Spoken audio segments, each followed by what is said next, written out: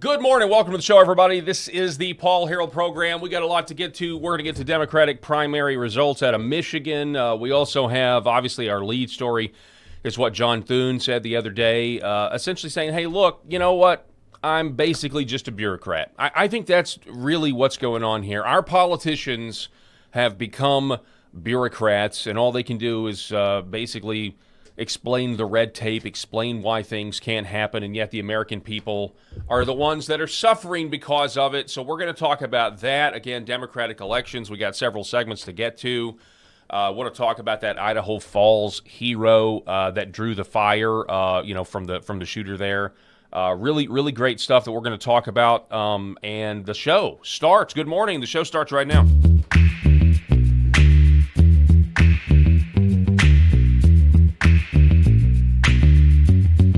Paul Harrell program. All right, folks, thanks so much for being with us. We really do appreciate it. Broadcasting live from the great state of Arkansas. And my co-host in seat number 2, Rob Spencer, is with us. Rob, how you doing, sir? Paul, I am doing better than you. I'm doing great. And Paul was saying he felt a little bit under the weather before we started the show. He's like, New schedule here. So we're all kind of getting our internal clocks fixed and all of that. One thing I didn't mention as we introduced ourselves to like newer, different viewers. A lot of crossover, but some of these different viewers, is I just want to point this out. You may notice that I wear a Grunt Style t-shirt every day. If you're not familiar with Grunt Style, it is just a conservative apparel. There's actually in-person stores, but I order the majority of my stuff online because we don't have one that's in very, very close distance. And I counted the other day, and I have 31 Grunt Style shirts.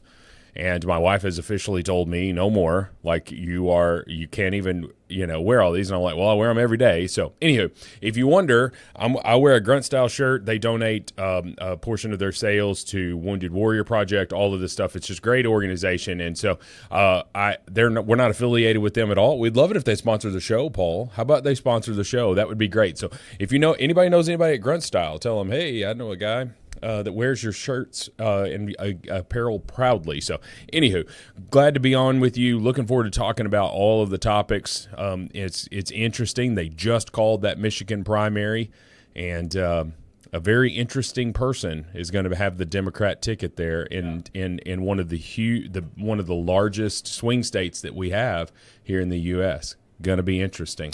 Yeah, and we'll talk about that here in just a minute. I want to remind everybody the Paul Harrell program is sponsored by the Healing Veterans Project. You see that there on your screen.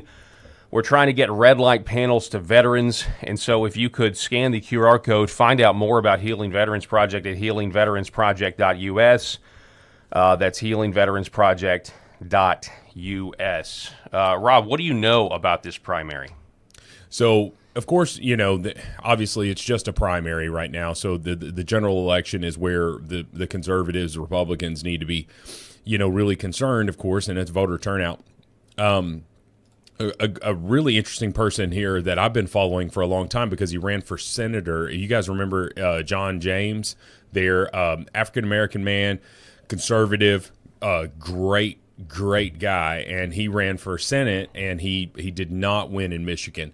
But he has then, he stayed around, and he was just such a great candidate that I knew that he was going to reemerge. Well, he just won the primary for the Republican primary for governor of Michigan, and what a fantastic replacement that he would be there in.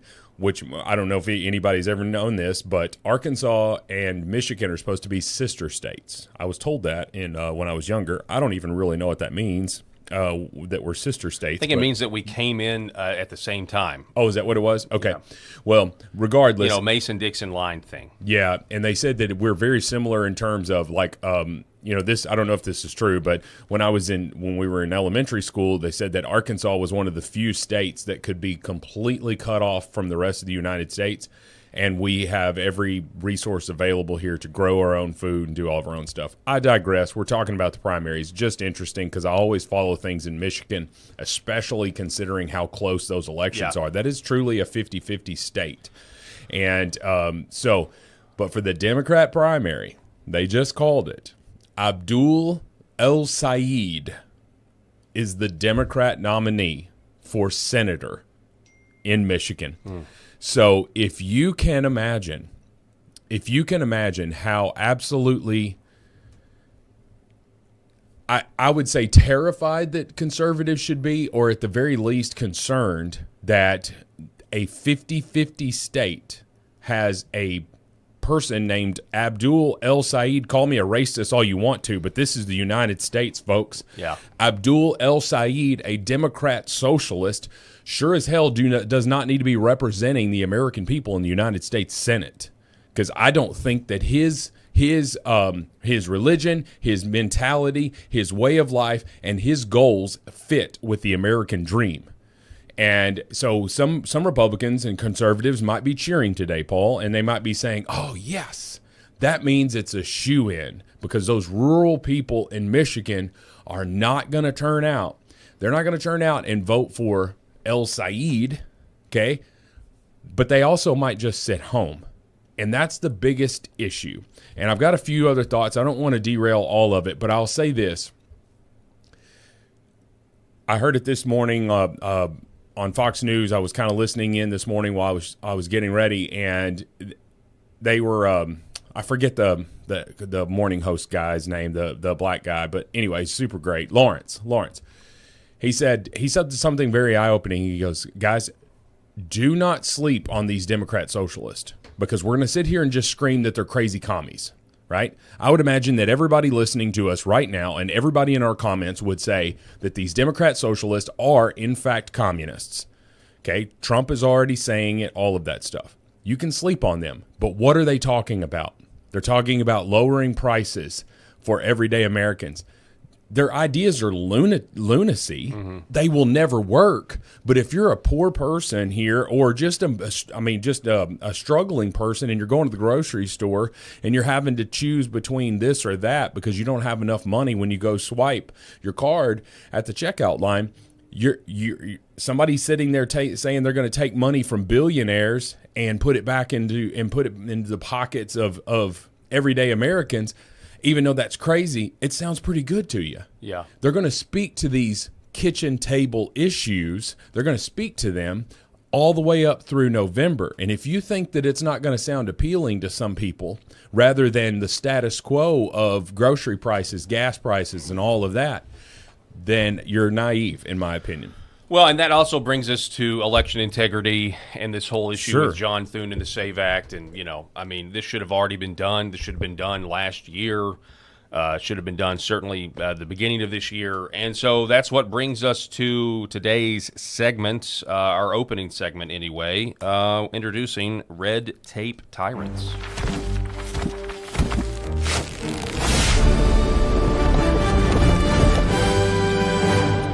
Okay, so for Red Tape Tyrants, here we go. Here's John Thune from yesterday. Let's pipe this in here. We've got a few comments about why we just can't get the SAVE Act passed. By the president, he says he wants you to stay in session, wants you to pass the Save America Act. Well, I think the president, I've heard from him a couple times this morning on issues that he cares about. I wouldn't say I'm isolated, no. I mean, I've been very clear about the prospects for the Save America Act, and the only thing I've said all along is we have voted on the Save America Act 5 times. It was the pending business on the floor of the Senate for over 2 weeks, and I am willing to, in any way possible, get that across the finish line if there is a path to do it. But there are 2 realities and 2 facts you have to deal with. And the first is there are no Democrats who are going to vote for this. All 47 voted against the SAVE Act 5 times. So let's make this an issue in the campaign. How about we go out and turn our fire on Democrats and make it about them? Isolated by the president. All right, that's the first. Okay, so that's the first clip.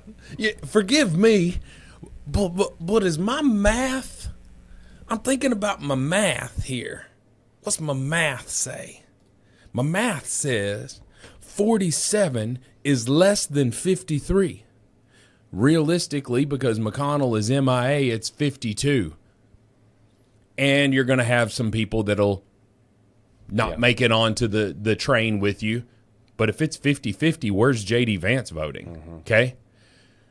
Don't sit here and talk about the Democrats. They're going to oppose every single solitary thing that you're going to do. Don't sit here and talk about them.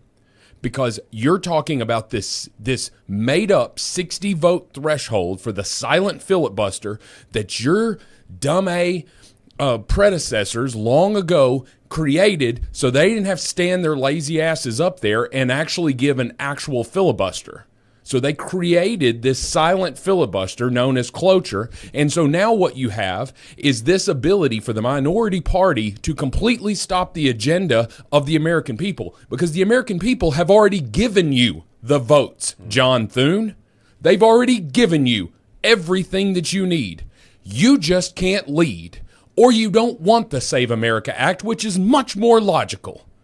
I'm so sick of this dumbass man getting paid to be the Senate Majority Leader.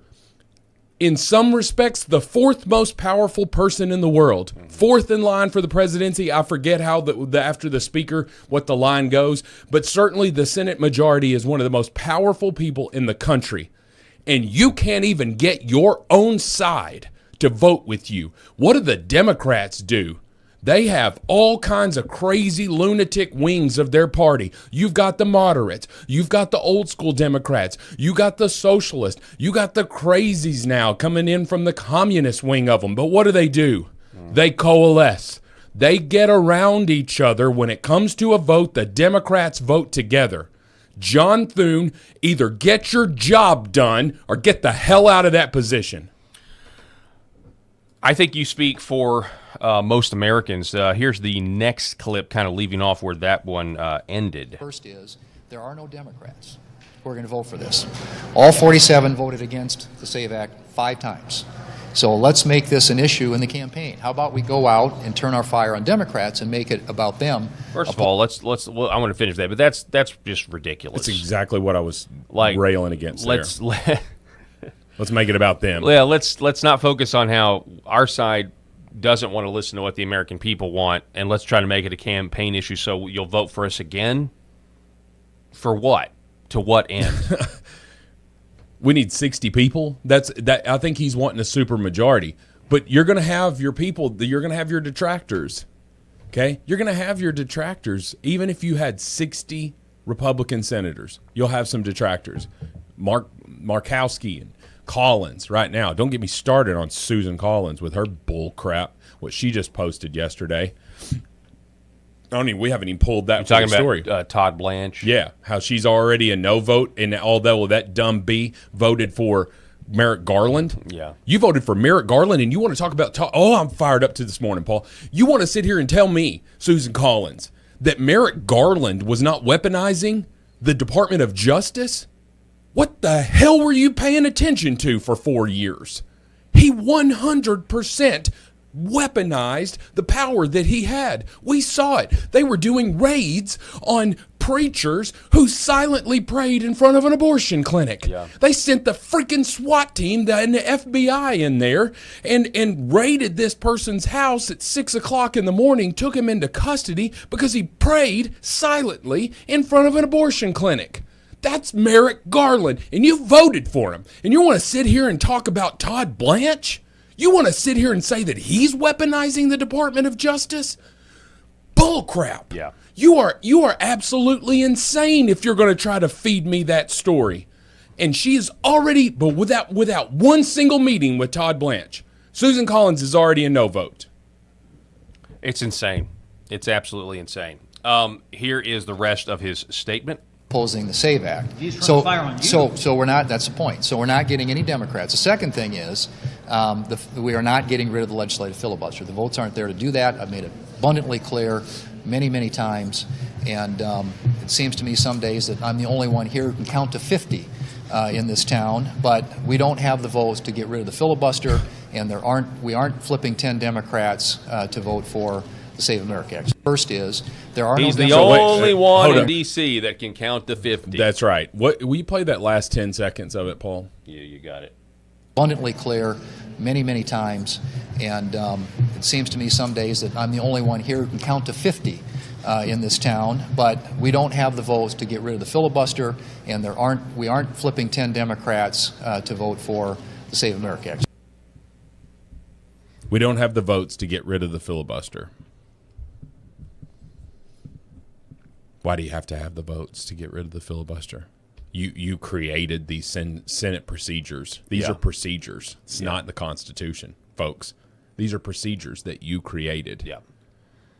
And if you don't think that the Democrats are going to do that, I know. the next That's what I was time they just about change to the say. Senate, oh my gosh, what dream world! Chuck Schumer, hey, I'm the only one that can count to 50, and Chuck Schumer has assured me, if he becomes the Senate Majority Leader again, and we're in the minority here as our Republicans, Chuck is not going to nuke the filibuster. They will do anything they can to stop Trump's last 2 years, to make him a lame duck for his last 2 years. Sickening.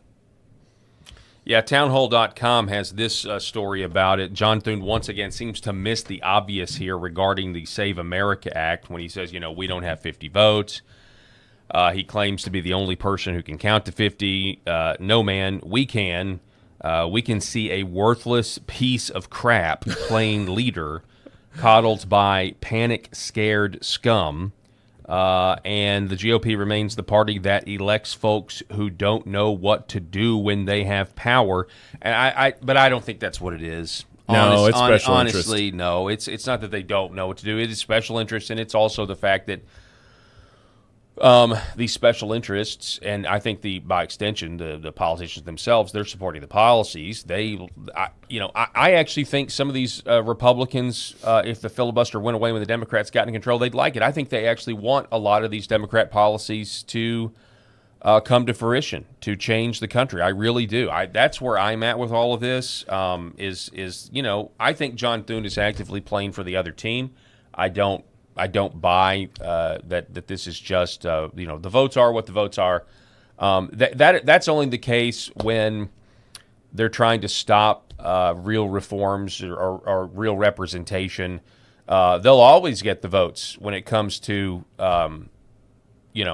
for lack of a better term, screwing the American people. They'll always find the votes then. Then they'll figure out the procedure to do it or whatever. Yeah, just look what they did with ramming through Obamacare like they did in December that one time. So yeah, we've got a lot of activity in the chat, of course, and they mostly agree here. Steve Cray, the Thune is also paid for, which is what we're talking about there. There are people that want to be able to influence elections, and I'm talking about through illegal means. There are people that want to be able to influence these elections because, hey, if I can get this candidate, I own this candidate. Right? If I can put this candidate in this position, they're going to funnel this money back to my organization, all of that stuff. And we're seeing, there was tons of that with USAID. Yeah. What all organizations here have faltered because USAID was defunded there. Mm-hmm. And so we saw that, and that was just one slush fund there. So AV, he's so full of We're on hometown TV, so I do let some cuss words fall out, but sometimes we try not to say them so we don't get censored. But Sherry Welch, we have the House and the Senate, and they haven't done. I'm just telling you, that's true. Like we talked about it yesterday, Paul. We've done the big beautiful bill, one big beautiful bill. Yep. And that's a lot because there's a lot in there, so I don't want to minimize it, but we just don't have. We don't have. What have you done for me lately? Is what voters are going to be thinking as they go to the polls in November. Family Low, he is so condescending. Yeah, that's true. Like when you're talking about this guy saying I'm the only one who can count to 50 in this town. No, Mike Johnson. I don't agree with everything that Mike Johnson said. I've said this on the show many times. But he's got a razor-thin majority in the House, right? And he is getting things done. They've passed this Save America Act. How many times have they passed it in the House? Mm-hmm. Just countless times. And he's doing it with a razor-thin majority. Yeah. And so I think that it's naive of us to think that there's not something bigger at play. That this one particular issue, John Thune cannot get across the finish line, and the only answer is. He has no intention to do so. Yeah, you're exactly right. So yeah, sound off. Continue sounding off in the comments. Let us know what you think. It's just a wild. It's really a wild time. A lot of very frustrating, very demoralizing, in a lot of respects. And yet we're going to push on, and we're going to I don't know, go forth, subdue the earth, be happy warriors as much as we can. But in other news, we have this story, which is getting into the primary results from last night. Okay, so there was already an outlet or two that had called the race for Abdul El Sayed. But at the top of the show, you said USA Today finally is calling it. This was a much closer race out of Michigan in the Democrat primary than many people anticipated. That's Gateway Pundit is now calling it as well. They've got the check mark there. Look how close that is. I would imagine that she's going to call for, a recount. And this Mallory McMorrow, she bowed out. If I remember correctly, she bowed out a while ago, but she's still on the ballot. And she bowed out, and I can't. No, don't quote me on that because I thought she endorsed Haley Stevens. But regardless, look at that top name, folks. Look at that top name. Call me racist. I don't give a damn. Abdul El Sayed is now got a 50-50 shot because, let's face it, Michigan is a 50-50 state. Yep. He has a 50-50 shot of being one of 100 United States senators in America. Pretty wild. Folks, I mean, it was 26 or 25 years ago that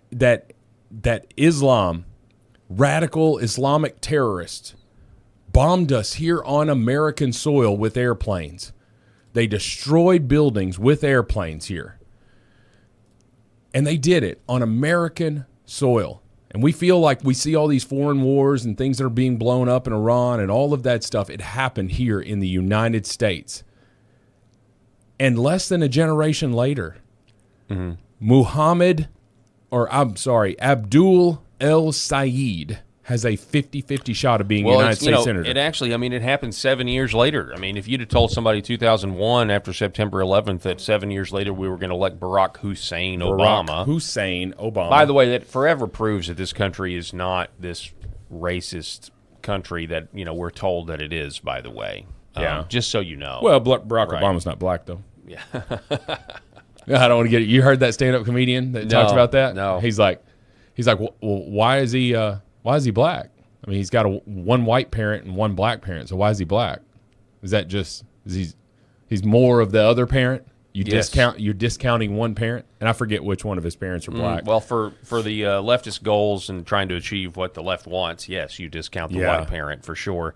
Rob, Town Hall writes this about the elections last night. Why Republicans should be very pleased with the Democratic primary in Michigan. Now, the idea, I think, is that this other lady, what was her name again? Haley Stevens. More, potentially more moderate. Would give the Republican candidate, is it Mike Rogers, who's running in Michigan, more of a, harder run. Now the differences are more stark. And I happened upon her on X yesterday, and it was just a flurry of messages, of course, leading up to Election Day. And she didn't say anything crazy or off the wall. She's not being radical. Of course, typically people start going a little less radical as you're leading up to the elections. It's like everybody goes to the center during an election year. But anyway, I read some of this if you want. I just disagree with the mentality of us saying, oh, well, we're just going to – we've got this radical – we shouldn't say, hey, okay, it's in the bag. Yeah. But I do think politically, with rigged elections, you never know, or with election security, integrity, you never know. But, I do think there's something to that. If you can make the differences between the two candidates more stark, then I think that's always an advantage. Well, I just don't know that he's got enough time to step on his own feet here because we were talking about this via text this morning. We're just a couple of months away from the midterms here. I know, so what are we talking about here?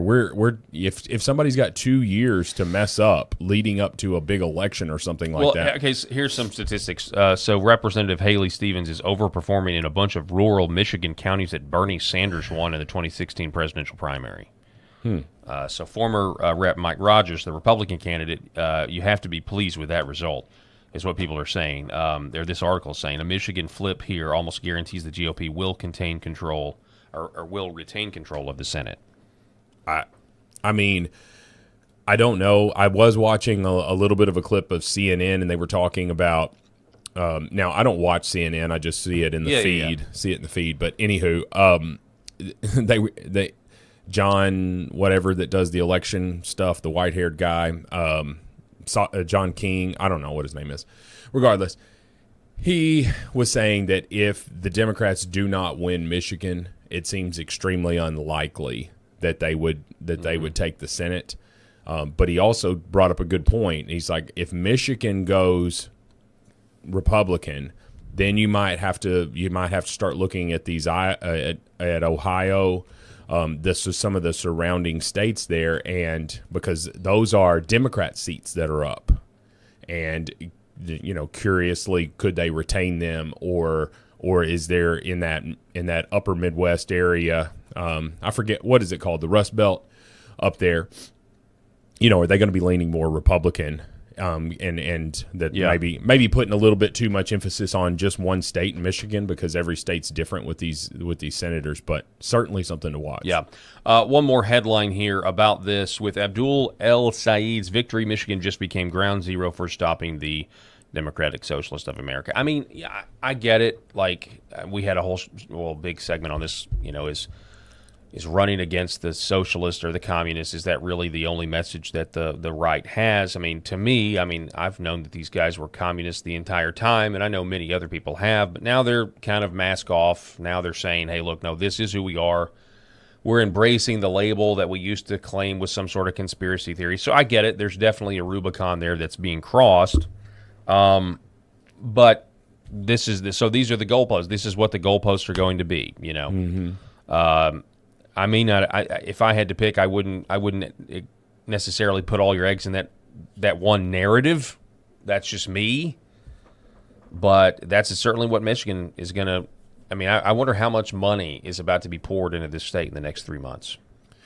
A lot. Yeah. But, if you look at the coffers there at the DNC, they don't really have a whole lot of money. But for this, you want to tell me that all of those Muslim folks living in Michigan aren't going to just start pouring tons of money into El Said's campaign? Yeah. So I don't think they need it from the DNC. Mm-hmm. I think their brothers in Muhammad. I think you're right. Are going to shell out some cash. I think you're right. Hey, last clip about what happened in the election last night. Former Congresswoman Cori Bush is trying to regain her seat. Dumbest woman to ever. Yeah. You want to say that Jasmine Crockett's dumb? If you don't remember Cori Bush, this woman is an absolute moron. She can't even speak, and I'm not a very eloquent speaker whatsoever. But this woman was an idiot, and she ran it. She represented, like, if you're familiar with Missouri, she represented like the St. Louis, Missouri area, which is very left. Yep. So it's always going to have a liberal. And she got like third place in her own primary in 2024, so she's been ousted. This was her comeback. Yeah, this was her comeback. It did not go well. Her opponent, Wesley Bell, 61% of the vote. She got 35%. Some other lady, some white lady that had no chance, got 2.1%. Oh yeah, they're not electing a white lady in St. Louis. That's right. Hey, will you play that clip a little bit? Let's do it. Sorry, what happened? We said, could Cori Bush counter in St. Louis City what Wesley Bell got out of St. Louis County, which was about as good as you get out of St. Louis County? That's Short just answer one is county. She didn't. She's losing by 26 points in St. Louis City. Well, that's now where the most votes across are. Yeah. the dividing line, and we have called this race. NBC News has declared that Wesley Bell, freshman Democrat, worse. Missouri's first congressional district, 70 has to 25. won renomination. He has defeated former Congresswoman Cori Bush, who sought a rematch after losing her seat to Bell in 2020. Now, listen, I know NBC News is very left. I love this guy because his election coverage is really incredible. Like he's a little Magoo-ish with his antics and all of that stuff. He gets a little bit too involved in it, but man, he's extremely knowledgeable. He's very close to Bill Hemmer on Fox News, who knows. It seems like he knows every county in all across the United States. But how embarrassing for Cori Bush. If you're not familiar with her, if you don't remember, she was really pushing hard for defunding the police. She wanted to get rid of police officers. And her biggest area that she would represent is St. Louis, Missouri, which is on many, many lists as the murder capital of the United States per capita. Now, it's done better with that, but do not go to East St. Louis. No, you do not. Do not go to East St. Louis, because that place, there are tons of crime, there's tons of murder, and I can't imagine what the citizens that are living there, who are being terrorized by these gang members and just thugs, I can't imagine what they would think if there were no police officers at all. Mm-hmm. Can you imagine how it would just run amok? And so Cori Bush was a complete moron. I'm so happy to see her completely get shattered. Yeah. I think the whole country is breathing a sigh of relief not having to listen to that for the next 2 years. Real quick, we're going to reset here. Going to take a quick break, so don't go anywhere. This is the Paul Harrell program. Thank you so much for being with us, and we'll be back here in just a moment. For centuries, light has been used to heal.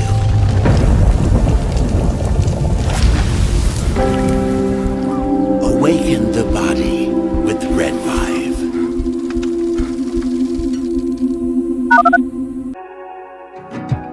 Why is Red Vibe different? What sets it apart? What sets us apart from the standard red light panels? This is a medical grade device, and what that means is the red light bulbs and the near infrared bulbs have very specific wavelengths. If you think about the wavelength as the medicine, the 635, the 670, the 810, the 850, those were specifically chosen because those are the most powerful effectors of the cells. So those specific wavelengths, when they get into our body, when they affect our tissue, they spike energy production, they help with nerve pain control, they increase stem cell counts. There's very specific mechanisms that those specific wavelengths work at, and that's the medicine. So if you think of, say, medicine as an Advil or a specific steroid or a blood pressure medication, the wavelength is the medication. The other part of that, whenever you take a medication, is dose. Right? So you have the medication. So if you take 1 milligram of Advil, and the average dose of an Advil is 200 milligrams to 800 milligrams, it's not going to work. That doesn't mean the medicine's bad.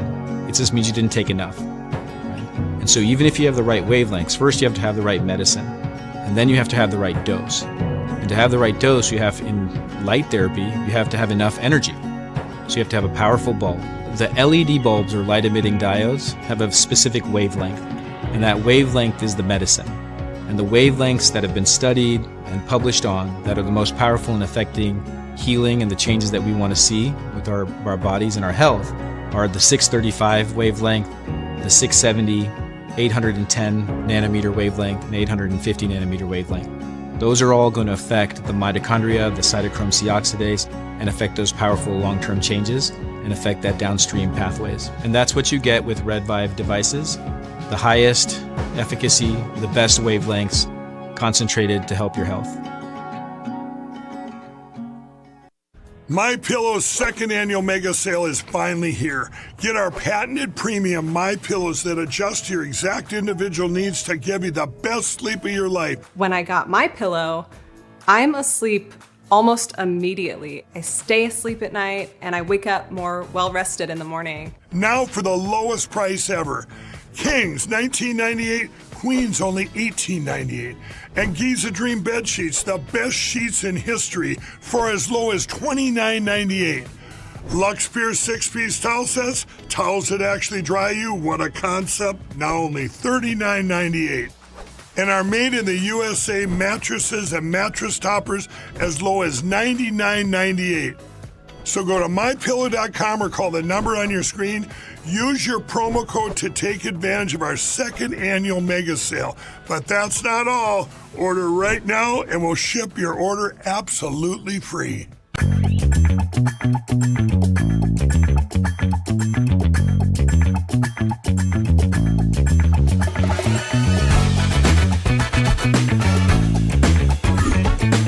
The Paul Harrell Program.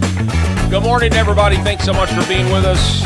Paul Harrell here alongside Rob Spencer from the great state of Arkansas. Rob, we've just been going over John Thune and the Republican-controlled Congress's inaction. We've also covered the fallout, the primary results out of Michigan. And we actually have a great rest of the show planned as well. We're getting a lot of stuff to talk about. A lot of these new segments that we're tossing in there, and just hopefully have a lot of fun with those. But I did want to say something because we had that MyPillow ad during there, and so if you need a MyPillow there, please use the promo code Paul. But anyway, PH actually. I'm sorry, PH. This is why you do the ads and I don't. But anyway, so yes, he is stepping down as the CEO of MyPillow. And so I did see some liberals being like, oh, finally, and all that stuff. I'm like, he's running for governor. He's running for governor. He's trying to focus on that. I don't know if he's got a chance to win there in Minnesota. I mean, that's really a 60-40 state against the Republicans. So I don't know. But, I mean, last time a celebrity ran for a big office back in 2016, he kind of got a lot of attention there. So everybody knows Mike Lindell. I think his name really got dragged through the mud during the 2020 election integrity stuff and voter fraud. And in some ways, I believe that he's been vindicated. Never on the left. The left's not going to feel like he was vindicated whatsoever. But I think he's got an interesting story. He was in the gutter as a I mean, he wrote a book. It's called From Crackhead to CEO. I mean, he was just laying it out there. He's like, I was just a addicted crackhead, and then I became a multi-millionaire CEO of MyPillow. And so I wish him luck there. The state of Minnesota is so rotten and vile from the liberal lunacies that are there that, they could do a whole lot worse than having Mike Lindell as their governor. Yeah. No, I think you're right about that, folks. Time for our new segment. Tell me, see if you can guess what this segment is about.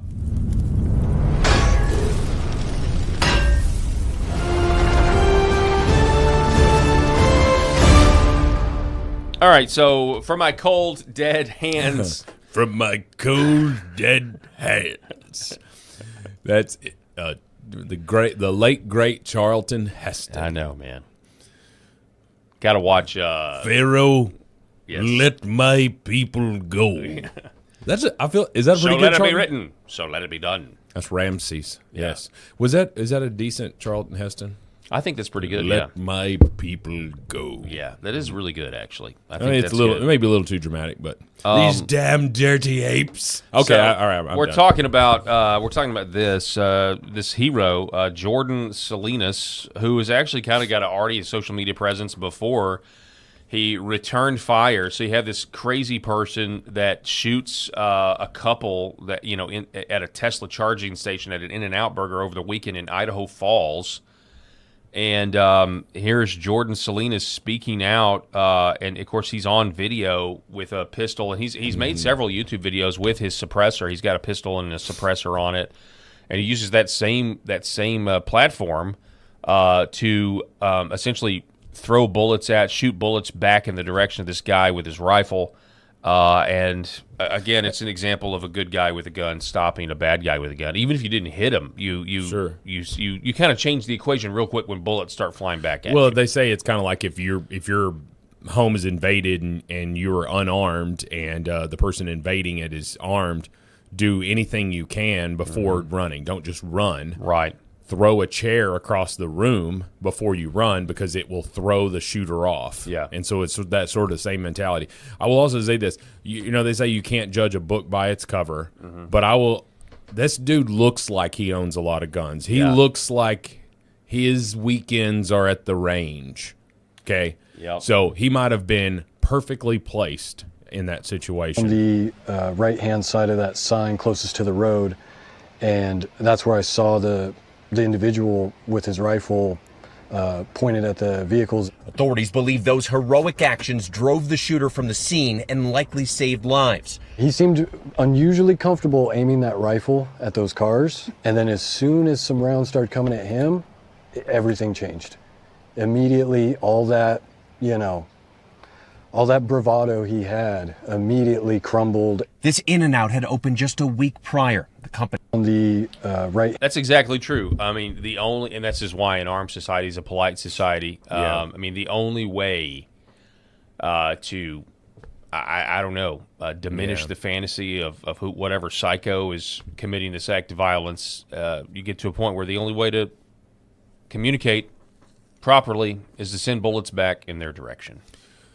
Yeah, and I love the way he kind of put it there, and he didn't say it in so many words, but this guy was just totally in control of the situation. He had all this bravado. He's going around creating all this terror, and then he was met with something that threw him off, and that's ultimately what has to happen, because even in these horrific school shooter incidents, when does that school shooter take their own life? And it's when they're confronted by a good guy with a gun. Yeah. That's when they take their own life. The jig is up. My reign of terror is over.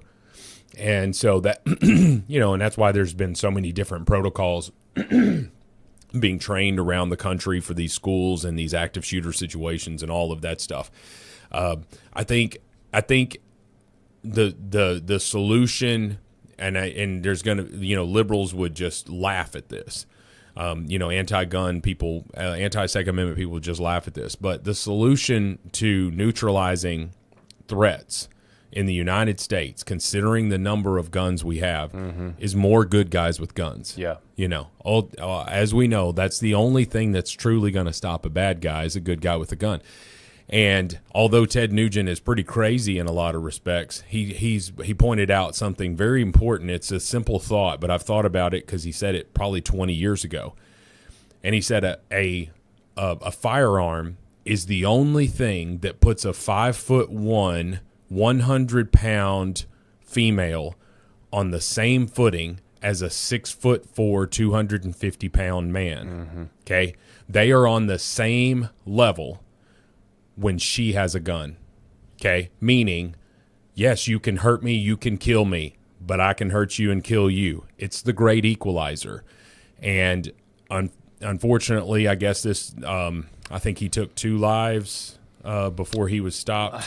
I've heard conflicting reports. I've heard that there were, they were shot. I definitely heard one of them survived. I thought we heard that one died, but then I later heard that no, one was in surgery. Yeah. Well, I don't know, what ended up happening, but suffice it to say, the carnage could have been much worse. Yeah. And that's just, kind of what we're seeing in when cowards with guns get confronted by brave men or women with guns. So, in relation to this segment, this story kind of caught my eye. You don't see this headline every day. So a dad decided to pose as his 11-year-old daughter on TikTok to lure her alleged rapist to the home, where he then shot the person. So a man raped his 11-year-old daughter. He found the messages on her phone, started texting this guy as if it was his daughter, and lured him to the home and shot him. Yes. I'm sorry. And they arrested him? Right. This guy should get a medal. Give him a medal. He claims he was luring him to the home to then detain him and get the cops there. But the dad then says, his last name is Chandler, the dad says, but he thought he saw the guy reach for a gun, and that's why he shot the guy. Which is a perfectly good explanation for me. I don't need any other details. That's all I need. Honestly, this is I feel the same way I feel about this case as I did about Aaron Spencer. Oh yeah. Can you remind the audience about Aaron Spencer, Rob? Yeah, that one's turned out just amazing, guys. If you're not familiar with the Aaron Spencer trial, you need to look that stuff up, because you want to talk about government overreach, and it was happening in here in a conservative Christian red state of Arkansas, and it happened in an 80-20 conservative area. So a conservative area, 80-20, this happened. So if it can happen there, it can happen anywhere. But essentially, here's what the story was. If you're not familiar with Aaron Spencer, his 13-year-old daughter had been groomed by a 60-something-year-old man. Fat, old guy. I mean, that girl must have been in just a really tough, mental position. 13 is a tough age especially for girls, I'm told. But anyway, so he lured her, groomed her, sexually assaulted her. He was arrested for it. He was out on bond, awaiting trial, and Aaron Spencer awakens. He's the father of this 13-year-old girl. Aaron Spencer awakens at 2 o'clock in the morning, something like that, to find that the dog barking, his daughter's dog, and his daughter's missing. This guy, this old creep, while he was out on bond, actually lured his daughter out again. Got her. Aaron Spencer gets in his truck, and he's driving through, because it's a very small area, so there's no one on the streets at 2 o'clock in the morning. If you see any vehicle, it's likely the one you're looking for. So he sees this guy's vehicle, chases him down. Can't remember if he was run off the road or whatever, but suffice it to say the perpetrator's truck had stopped, and Aaron Spencer gets out. He says that the guy was reaching for something inside of the vehicle. The 60-year-old creep was reaching for something and had his daughter in the truck. And he steps out of the truck. Aaron Spencer opens fire, kills him. There was dash cam video, or not dash cam, but you know what I'm talking about, like one of those vehicle cams. Yes. I guess it's a dash cam, but when I say dash cam, I think of police. In the perpetrator's truck, the police mishandled that, and the SIM card. No, in Aaron Spencer's truck, right? Oh, is it in Aaron Spencer's truck? Okay, I think so, but I could be wrong. There was alleged video that could have shown exactly what happened, and the police not only arrested Aaron Spencer, not only charged him with murder, but lost the video that could have proved his innocence.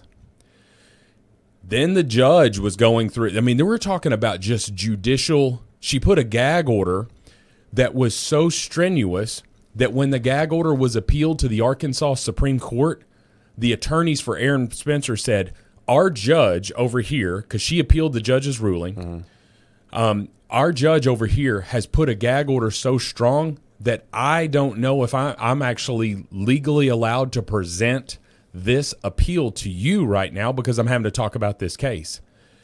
Well, the Arkansas Supreme Court overturned that judge's gag order. She was removed from the case. They got a fair judge in there. The fair judge said, since the police mishandled this crucial evidence, we don't have enough evidence here. I'm dropping all of the charges. And by the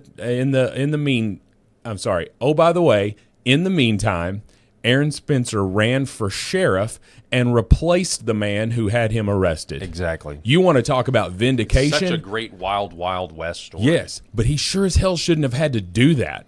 He went and rescued his daughter. He drove and found her and rescued her. He was threatened. This guy was out on bond anyway for sexually assaulting his daughter, and this guy ends up dead, which is exactly where that freaking creep needed to be. Because forgive me, I know this is not a Christian thing to say, but I think if you've got a sickness in your head where you want to have sexual relations with a child, I don't see your redemptive value. I just don't see how you could be redeemed. I think the best bet for you is one of two things: either go be put on an island with the rest of the pedophiles and starve to death and die, or the parents of the victims that you terrorized get the opportunity to have their own vindication against you. Now, people are gonna say it's not a Christian thing to say, but I think a pedophile needs a bullet to their head. Look, governments exist because they are allowed to exist by God, and they're supposed to punish the guilty. They're supposed to protect the innocent and punish the guilty. And we don't do that. We don't do that in a lot of these cases. And the Aaron Spencer case, or this case of this guy named Chandler that shot did not kill but shot his daughter's abuser. It makes these people in academia and all these people that go to law school and it makes them so uncomfortable. And yet, I think most people would say, look, after somebody has harmed your child in this way, specifically if it's your daughter, sure. You know what? You catch up to him at that point. It is it just Literally is what it is at that point, and it's like there's no scrutiny. I'm sorry, there's just no scrutiny here. Well, I mean, and back to this Diego Montoya Gonzalez. He's accused of raping an 11-year-old girl. That you see his picture on the screen, folks. Do they? Do they see the picture on the screen? They do now. I'm on a delay, so I didn't know that they didn't. I couldn't see it, but anywho, you see this guy. Does he look 11? No, he does not, no. Rob. No, he does not. Looks like a grown man. I mean, if I'm guessing early to mid-20s. But, it's tough to they say that if you're a different ethnicity than the person you're looking at there and trying to judge their age, that you won't judge their age accurately. But, anywho, this guy. Here's what's outrageous, all right, with this story. When police arrived at the scene, they found Montoya Gonzalez sitting in the chair with 2 gunshot wounds. He was transported to the medical center. Chandler, the father, was charged with felony assault, and his bond was set at $1,000. All right. I'm sorry, $100,000. $100,000. Montoya Gonzalez was then indicted by a grand jury on Friday. 5 counts of pandering, sexually oriented material, because they found child porn on his phone. Mm-hmm. 2 counts of rape and 1 count of obstruction of official business. And the judge set a $20,000 reconnaissance bond and a $50,000 cash bond. So that totals $70,000. So literally his bond is less than the father that shot him. $70,000. Now, I did notice one difference there, that's the $50,000 is cash. Yeah. Now, that may get changed to cash or surety. Surety is where you can use like a bail bondsman and only pay 10% of that. I don't know that this Diego guy is going to be able to raise $5,000. But that $20,000, I guess they call that recognizance. That might be with the bail bondsman. That's interesting because they don't do that in Arkansas. They don't split that bond up like that. So it's interesting that they do that. What state was this? Let me see here. I'm scrolling up. Ohio. Okay. Yeah, so it's going to be interesting to see because Ohio's got a lot of liberal judges there. And, for some reason, liberal judges tend to not believe that an 11, 12, or 13-year-old girl who has maybe started puberty or is going through puberty or whatever, that they are that they can be raped by a 20-year-old. They don't because maybe they were texting back and they were snapping back and they were saying, "Oh yeah, because they're 11 years old." I've got a 12-year-old daughter. Okay, she is every bit a child. She is a child, and for somebody to be able to look at an 11-year-old as a, what is this guy? So he's 20 years old. Okay, so I guessed early 20s. So he's 20 years old. So he lured this 11-year-old girl, and even if she was answering back and saying yes, that sounds great to me, and all of that stuff, she's 11, and you're an adult. So I believe that every bit of punishment that could be had for you, unfortunately you lived through it, but maybe it's fortunately for Chandler, because had he killed this Diego guy, then he may actually serve some prison time, but hopefully his self-defense case holds up there. But as I was saying there in Ohio, if you get a liberal judge, they're going to look at that. They may say that 11-year-old was asking for it, which is sickening to me. But we've seen countless cases of it. So I don't think I'm far off here when I see that. Now, I will say that I've seen some conservative judges that say a college guy. I remember that one in Oklahoma, and it was a very conservative judge. And there was a college student that was passing by, and a girl was passed out by a dumpster, and she had vomit all around her. And this guy stops. She's passed out, and he rapes her, and he got 30 days in jail. Wars have been fought over less.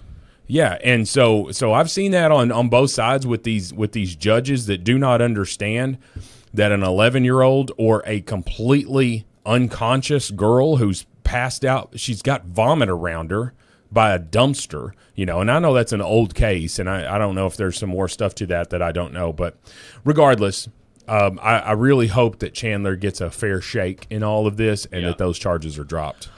So we just have a few minutes before we got to wrap up the show, or the first hour of the show.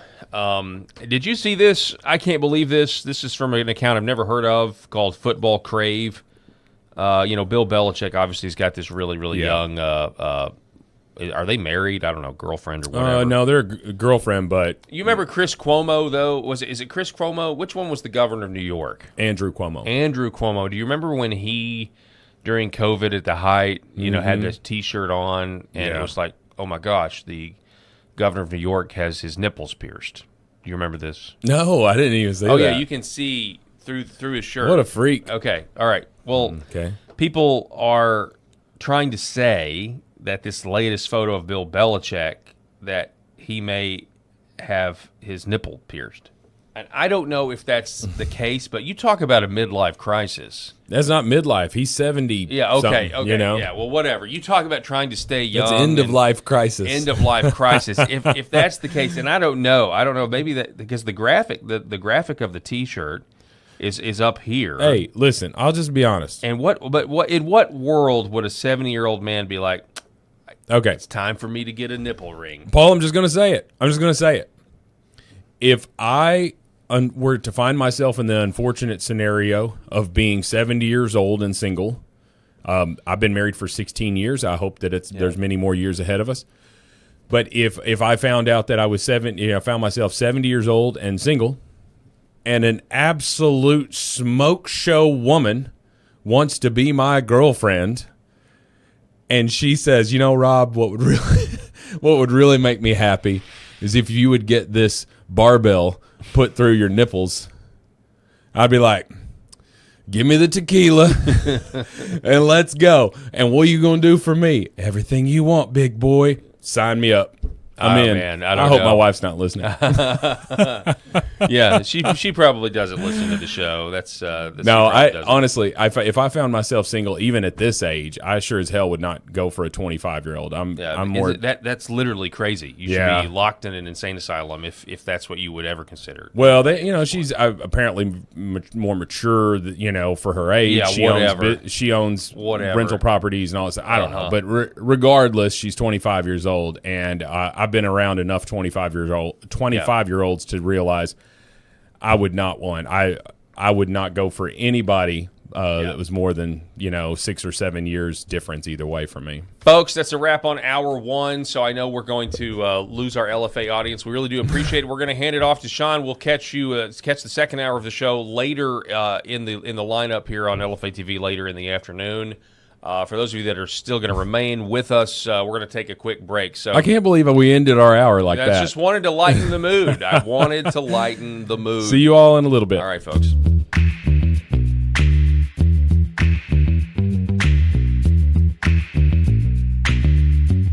The Paul Harrell Program.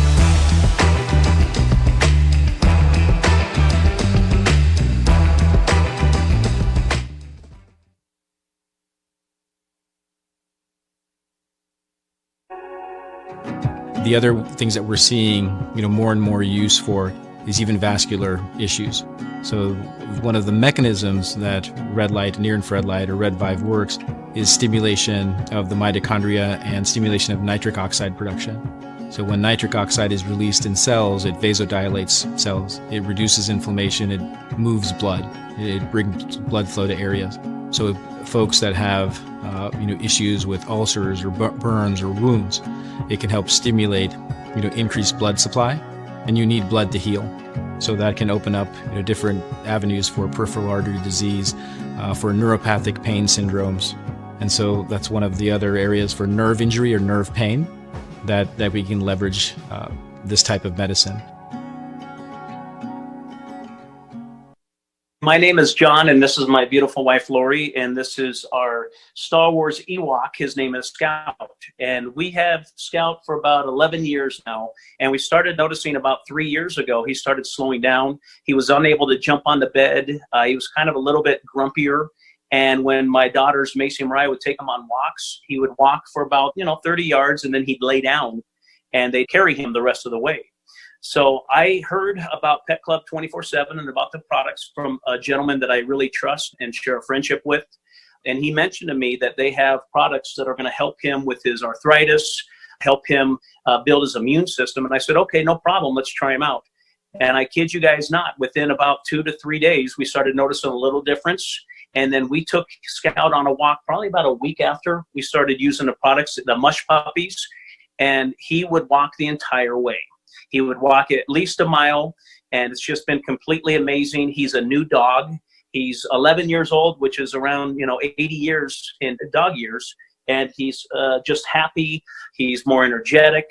He's not the grumpy old man he used to be, and we're just so thankful. And it was perfect timing because we lost our boxer Yankee about a year and a half ago, and it was really hard on us. So I'm so thankful for Pet Club 24/7 for the products that they offer. Imagine if you could have your best friend around one more day or one more week or even one more year. I'm so blessed and thankful that we were able to find this company and find these products for Scout. So thank you guys. Give it a shot. We appreciate you. God bless everyone. MyPillow's second annual mega sale is finally here. Get our patented premium MyPillows that adjust to your exact individual needs to give you the best sleep of your life. When I got my pillow, I'm asleep almost immediately. I stay asleep at night and I wake up more well-rested in the morning. Now for the lowest price ever. Kings, $19.98. Queens, only $18.98. And Giza Dream bed sheets, the best sheets in history, for as low as $29.98. Lux Pure 6-piece towel sets, towels that actually dry you. What a concept. Now only $39.98. And our made in the USA mattresses and mattress toppers as low as $99.98. So go to mypillow.com or call the number on your screen. Use your promo code to take advantage of our second annual mega sale. But that's not all. Order right now and we'll ship your order absolutely free. For centuries, light has been used to heal.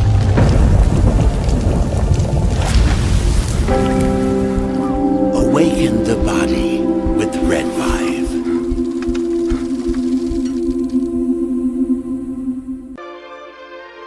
I had 5 units that I purchased for the practice right out of the chute.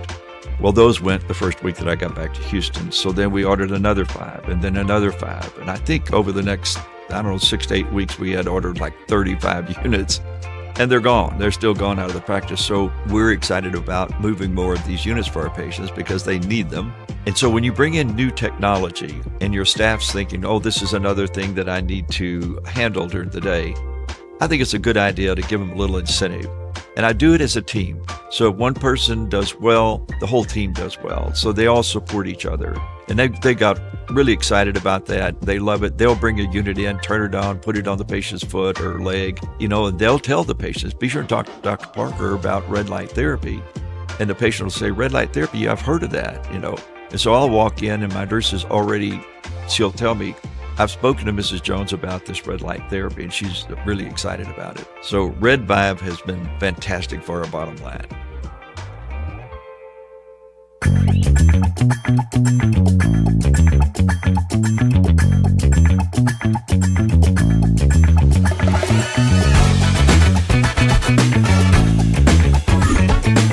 The Paul Harrell Program. All right, hour number 2. Thanks so much for being with us. Really having a blast here. Rob, I really appreciate you carrying the show today. I really appreciate all your comments. So. Listen, Paul, I carry the show every day. You do. It's just in different ways. And so if you're sticking with us, it's still the morning time for us, but you may be watching our second hour on LFA TV. We wanted to say one thing to just our LFA audience. If I know that there's been lineup changes and all of that stuff, but we try to vary the show every day. You're not going to get the same content. We also try to talk about stuff that maybe is not 100% the story of the day, because sometimes that stuff just gets completely talked to death. So hopefully you'll like our show. Give us a chance and stick with us during our morning time slot hours going forward. Amen. I completely agree. So speaking of topics that maybe get buried and don't get covered a lot. It's now time for our next newest segment. It's called, whoa, excuse me. I just lost these new chairs. It's called Degree in Dumb.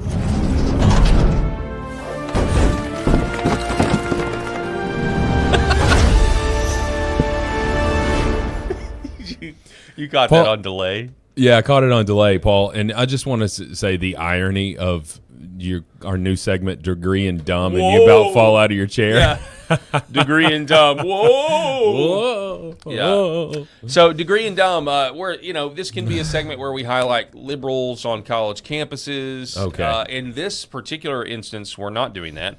We're highlighting the fact that colleges have become so dumb that, and then with the rise of AI, that they may in fact be dying off. Now, to do that, we're going to go to this clip right here, which is this is a very popular TikTok out there right now. Mm-hmm.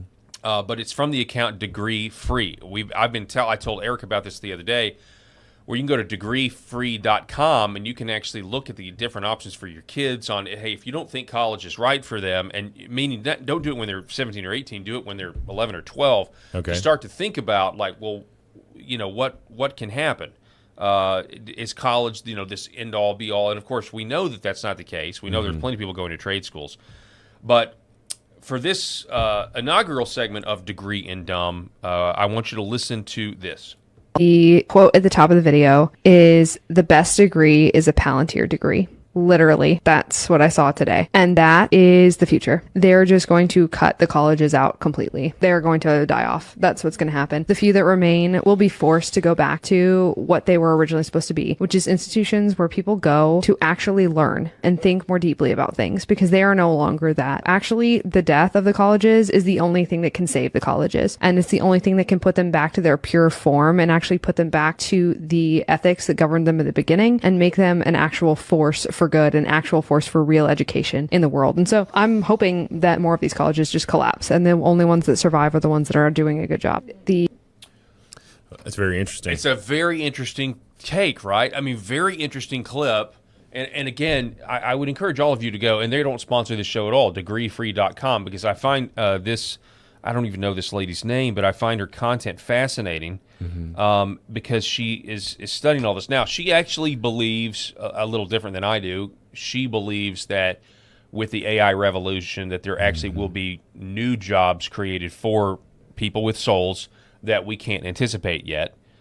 And she cites, industrial revolution, things like that. There were already, we're going to take your job, but then now there's more jobs. Yeah. Because of the boom. I don't know if that's the case. I don't necessarily agree with that. I think it's a lot worse than that. Plus, you have our elites talking about universal basic income for a reason. I mean, it's not like, but what she's saying about college is exactly right. And I think the degreefree.com is a way for you as a parent to potentially calm down about it. It's not the end of the world if your kid grows up and says, I don't really want to go to college, or I don't know what I do. Well, you can start having those conversations early, because the institutions are going to tell you, your guidance counselors that are taxpayer funded, the taxpayer dollar goes to a guidance counselor to convince you to go into debt to go to college, because you have to do it, because they're convinced that their graduating class success rate is based on how many people in the graduating class got accepted and went to college the next year. That's what their mindset is.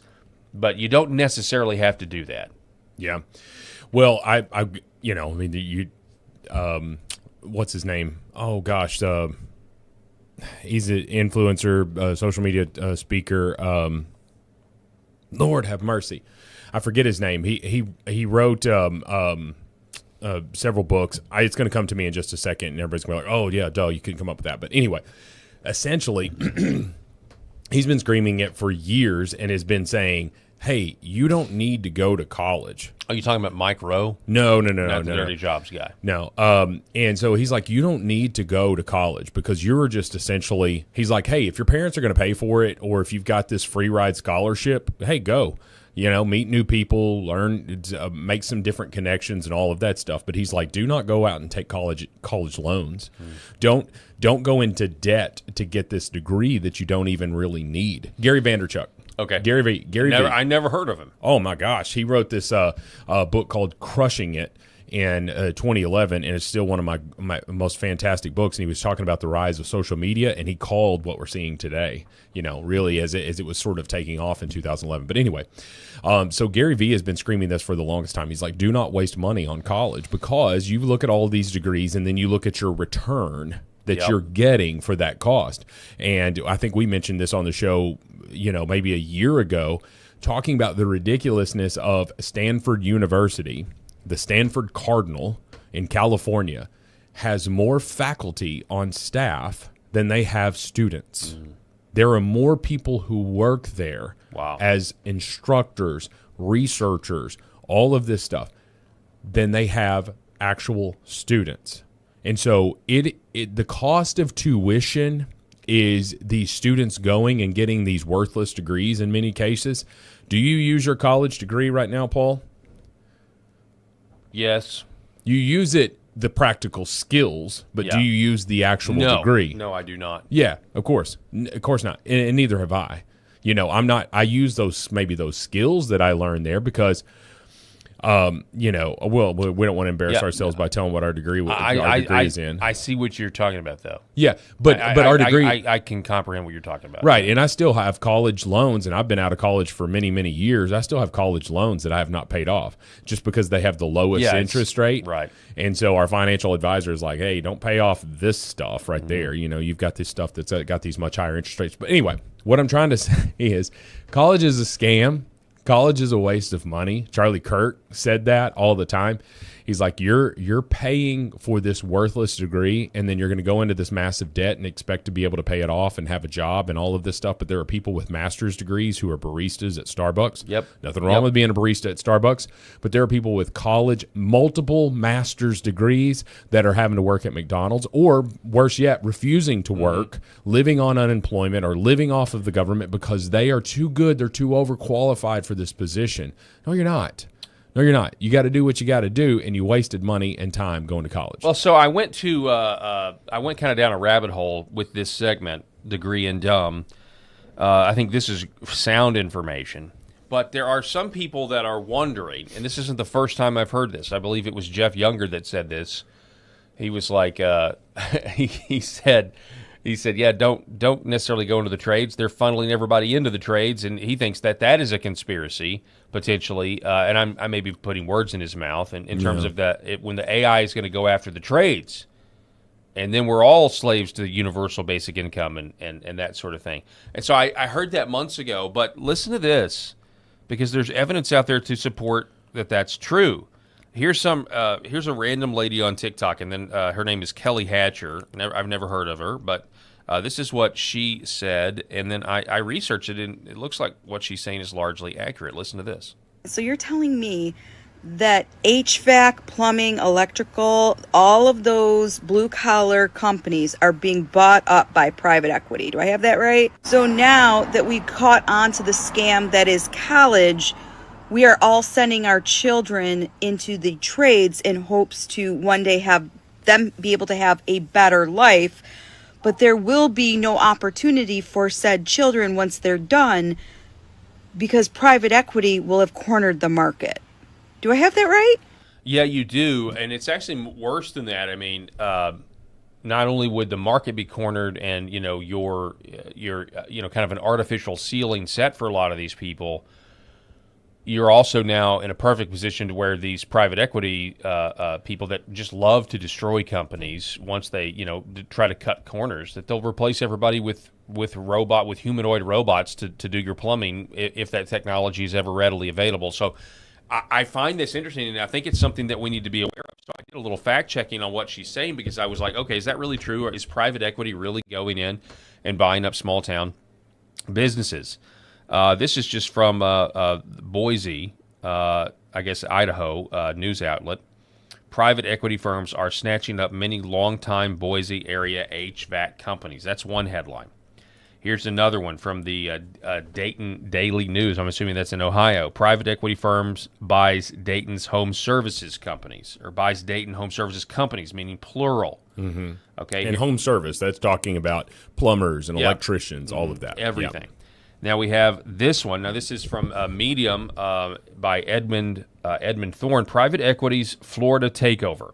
So we had one in Idaho, one in Ohio, now Florida. Private equity's Florida takeover, why your AC, plumbing, and rent costs keep soaring. This was the most compelling article that I found.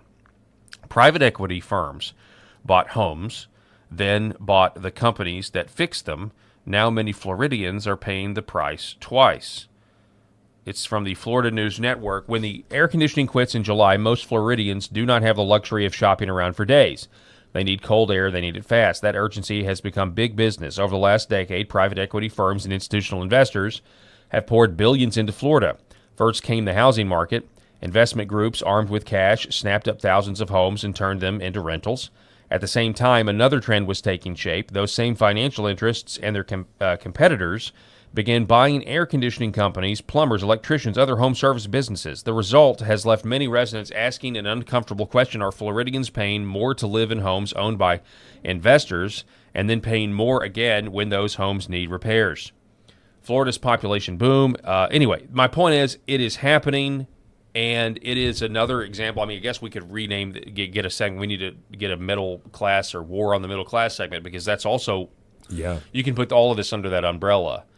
And I, you talk about us covering stories sometimes that are not necessarily. This is one of those stories that is not getting covered. Well, we've been hearing it for a long time, Paul. That you're like, hey, don't go to college. Go get, like here in the state of Arkansas. And I'm assuming that they have this in other states, but you can get a dual license in HVAC and electrician at the same time. And so the guy that works on a lot of my HVACs is dual certified, and he's also an electrician. He's phenomenally qualified, and he's so helpful because he has that dual certification. Now, he's just an independent guy. He's just a one-man show. But there are a lot of these that are companies, and we've got several big ones here in just our local hometown. And you've got all of these things. You've got all of these things that are all of these companies that might have 10 employees, 20 employees. Some of them maybe have 50 or 100, but it's still a mom and pop, right? There's one guy that started it, or lady, and they started it and they grew the business, grew the name, all of that stuff. Well, then that person, their business has become extremely attractive to these private equity firms, and they're going to bring in this large money, and they're going to say, hey, let me buy you out. I'll pay you to still work here and run it just like normal, but you don't have to have the stress of making payroll. You don't have to have the stress of you're paying your mortgage payment or whatever it is on your building. You don't have to pay for any of that. If your equipment breaks down, I will take care of all of this stuff for you. Yeah. But I want to be the owner. Okay, well, now they come in, and then they start changing stuff. And then they start jacking up the prices, and they're ruining that HVAC technician's good name, so much so that he gets fed up with it and leaves. It's a story that's been told 1,000 million times here in the United States, and is going to continue to be sold. And I think that's what her point is we're pushing everybody away from college into these trades. Because, as we said earlier, college is a scam. Correct. So you're pushing them into these trades. Well, then what's money always going to do? It's always going to figure out a way. It's kind of like all these people that want to put all these taxes on these billionaires, and you're just like, you think that you're going to just pull one over on a billionaire? They didn't just happen upon $1 billion, folks. They earned that money because they're savvy, they're cunning, maybe a little bit ruthless in some respects, but they're going to find ways around every law that you write. So don't sit here and call yourself that. What you end up doing is you pass those taxes, and it trickles down, and it's on the middle class paying the taxes as they always do. I digress. Back to what I'm saying about these HVAC companies. All of that stuff gets swallowed up, and then their price goes through the roof because now they've got profit margins to meet. They're running this place like a corporation rather than that mom and pop that was running it and saying, hey, you know what? I'm just not going to charge this little old lady. She just doesn't have any money here, and I'll just do this. Hey, ma'am, if you'll give me $200 and that's just going to cover the cost of my materials, then I'll get all this stuff fixed up or whatever. Get somebody to, hey, like we got an extra spare unit over there that we pulled out on one. It's working just fine. We replaced some parts. I know you can't afford a new air unit, but I'll put this used one in there. Should work for several years. Should be good to go. That won't happen with these private equity firms. Not a chance. They're not going to. They're going to look at the bottom line. They're not going to look at the human side. You're of it. exactly right, and I talked about that. I mean, this happens all over the place. I talked about this with Anita Thibault about the Delta Dental and the billions of dollars in business they're doing in California, and it's just like there's no way they're doing that much Medicaid business. There's just no way they're doing that much business. It just seems like. But I've talked to people that go into these corporate-owned dentists. Maybe they haven't been to the dentist in a while. They go in there, man. They are not treated like human beings. They are treated like cattle, like sheep, man. And that's what private equity does. It dehumanizes, sucks the soul out of everything. Mm-hmm. So ridiculous, so insane, man. Well, and it's because we can villainize them all they want, but they've got stockholders. A lot of these, they're answering to a bottom line. They're running it like a business. In a lot of respects, there are good things that they do. They create industry, they create jobs. But most of the time, especially with these private equity firms, they're going in and buying a well-established business, and they're just trying to make it more profitable, which is at the expense of the consumers, which is exactly what those articles were pointing to. I want to remind everybody that the Paul Harrell program is powered by the Healing Veterans Project. For those of you that don't know, this is a charity that I am pushing because I'm a part of it. It's something that a friend of mine, Matt Troy, a veteran, founded and asked me to help with, and I am doing everything I can to help veterans because it's not. I mean, there's a lot of veterans charities out there, folks, and they do great work. This is a very specific charity, and it's easy to understand, especially if you know anything about red light therapy. Red light therapy is a scientifically proven therapy to reduce your pain, reduce your inflammation. It can help with sleep. It can help with skin rejuvenation. It can keep you from surgery. It can help you recover from surgery. You can do everything, and you can go do the research for yourself. It's called photobiomodulation. It is proven what the red and near-infrared light does to your mitochondria. It's a very simple charity. We have a list of veterans that have been prescribed red light panels by their doctor, but they can't afford them because they're not cheap. They're medical-grade devices, and they're not cheap. The VA doesn't want to cover them, so this is where Healing Veteran Project comes in. The VA may want to cover pharmaceuticals like Vicodin and opioids, but they don't want to cover this. It's just the way of the world right now. So go to healingveteransproject.us if you want to help a veteran heal by getting access to red light therapy. We're going to put a panel in their home, a doctor-prescribed panel in their home. And if you have a business or you know of anybody that has a business, a point-of-sale retail business, we want to partner with them. We want to give their customers the opportunity to donate. And if you're interested in that and also interested in that business receiving a marketing fee after partnering with us, you can email me, paul@healingveteransproject.us. That's paul@healingveteransproject.us. So, Paul Harrell program powered by Healing Veterans Project. Now, in other news on the show, this is a tragic story. I don't recommend. Well, Rob, you actually have seen this. But I saw the video. I saw what he was doing to himself, and I wish that I hadn't. So Perez Hilton, many people don't know who this is, or they've maybe forgotten who Perez Hilton is. He kind of rose to fame in the aftermath of Paris Hilton, and all of her slutty ways and everything, slutty celebrity ways. He was kind of a celebrity gossip columnist, based his whole personality around being gay. Flamboyantly gay. That's who he is. But anyway, last night, as I was trying to go to bed or trying to prepare to go to bed, I looked on my feed, and all of a sudden I see, oh my gosh, Perez Hilton may have just killed himself live on a TikTok video or on a TikTok live. Yeah. And then, of course, we found out that he did. Well, you actually saw the video. Yeah, I don't think when the video that I saw, he had not killed himself. Correct. No, he is now apparently in a had a psychotic episode and was picked up in an ambulance. So here, I'll just describe this for you without being graphic as much as graphic as I can be. So imagine this guy there. You see him on your screen. And so he was without his shirt.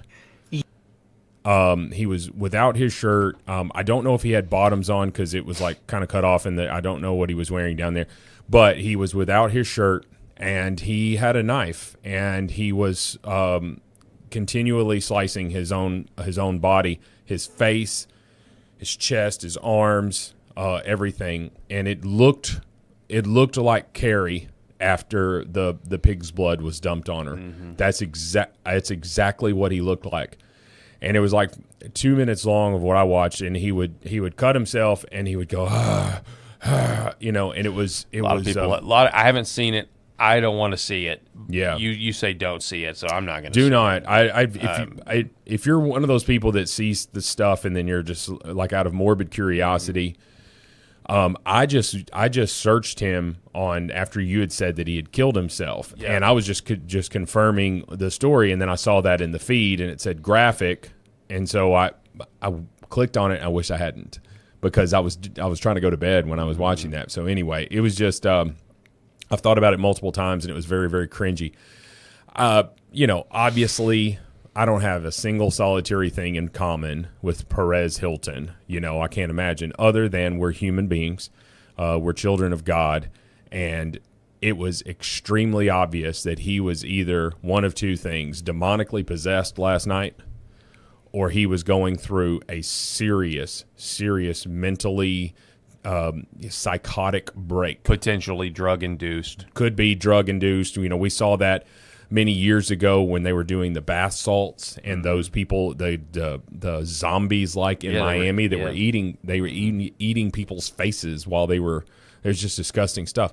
But anyway, so this happened last night, and I don't know what the outcome is going to be, but I can tell you with complete certainty, if he survives all of this, which I think he's probably will survive it, because those those cuts, although they were doing damage and causing him to bleed, they weren't extremely deep from the ones that I saw, but he is absolutely 100% permanently scarred. His face is all hacked up, you know, and it was just disgusting, man.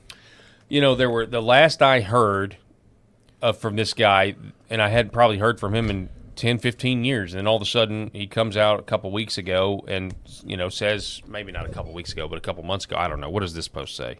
Yeah. So weeks before Perez Hilton was seen harming himself during a TikTok live stream, he tried selling Christian merchandise to help pay his hospital bills. So he started saying he was trying to read the Bible. He made videos about it kind of seemed like he was close to the kingdom, honestly, if what I remember seeing is correct. And so people have been praying for this guy. I know they have. And because he seemed like he was about to become a Christian, or maybe he has claimed to become a Christian. I don't. Yeah. And then so for this to happen, it's just one of those things where you're just like, my goodness. Yeah. I you know, again, I don't know that I have a lot in common with him, other than we're both human beings on the face of this planet. I don't know. That doesn't look like Christian merchandise to me. What you see there. Yeah. But well, and he's openly gay. And I just don't know.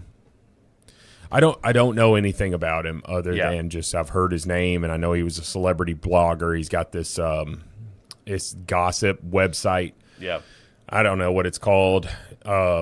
I'm looking at it here. Yeah, so PerezHilton.com. So it's just PerezHilton.com, and it's just celebrity gossip about that stuff. So it was a tragic thing, and again, just do not watch it. Do not watch the video. If you hear anything that Rob is saying or anything that we're saying, do not watch the video, whatever you do.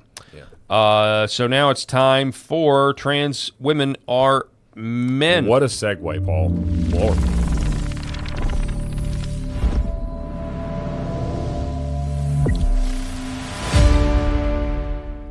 Biology, chromosomes, reality. Trans women are men. For this edition of Trans Women Are Men, we go to the world #1 women's tennis player. She goes by the name of Aryna Sabalenka. She's a lot of fun to watch. Of course, I'm a big tennis fan. I really don't like women's sports at all. I obviously prefer to watch men play tennis because it's so much What a faster. chauvinist. But if I had to watch a women's sport, It would be women's tennis all day long because it's competitive and a lot of fun to watch. Well, and it just goes to show the difference in the men and women's sports, and that's what she's going to be talking about here. But it goes back to what Serena Williams said a long time ago, and that is she's like, oh, if I were to play the 200 ranked person in the world, I would look like, she was saying she would lose. And in fact, her and her sister did play doubles against two men, and they lost badly. But to Serena's credit, she's like, yeah, we would look. It's a different game. They hit the ball harder. They move faster. All of that stuff. It is a different game because of biology, not because men are better. Because of biological differences. We were the hunter-gatherers. We were the providers. We are the protectors, right? So our bodies are built for this. The women are the nurturers, right? Their bodies are built to nurture, and they can feed a human with their own body. We can't do that, And so there's just differences. Men are not better than women, but there are differences, and when it comes to sports, men have advantages. So here she is, Aryna Sabalenka, being asked about this question. What do you think about it? I'm sorry. Let me run this back and actually activate the Rumble audio. Hi. The WTA recently announced that the players will take a one-time gender test. How do you feel about that? The first pro league to go in that direction. I think it's really important to keep the fairness in our tour, and it's obvious that biologically, right, the men are way stronger than women, so I feel like it would be not really fair for the woman to compete against biological men. So I believe it took them a little while to make this decision, and I support it. But for me, I'm focusing on myself, on my goals, whatever it takes. If they want to test us all, I'm happy to do that. It's pretty fair, and let's keep it that way. Thank you. Thank you. And there you go. Okay. Trans men are women, Rob. Trans men are women. Trans women are men. Trans women are men. Sorry. More importantly here, trans women are men. Because, listen, if you're like people are throwing up the fact that in high school, Sophie Cunningham was a kicker for their football team.